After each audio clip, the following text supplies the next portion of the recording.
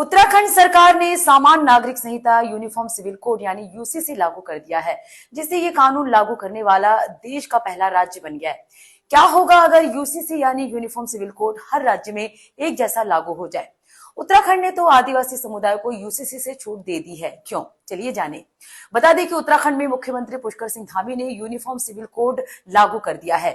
Uniform civil code लागू होने के बाद अब धर्म जातियों पर एक कानून लागू हो गया है, लेकिन इस कानून में आदिवासी समुदायों को छूट दी गई है। इसका कारण है आदिवासी समुदायों की सांस्कृतिक पहचान और परंपराएं।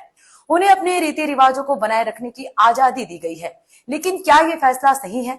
क्या हर राज्य को अपनी पहचान और संस्कृति बनाने का हक नहीं होना चाहिए? दरअसल यूसीसी का मकसद सभी नागरिकों के लिए एक जैसा व्यक्तिगत कानून है, एक जैसी सुरक्षा, एक जैसे अधिकार। क्या यूसीसी सभी के लिए बेहतर होगा या क्या हमें और भी ज्यादा छूट की जरूरत है? आपके विचार हमें कमेंट्स में जरूर बताएं।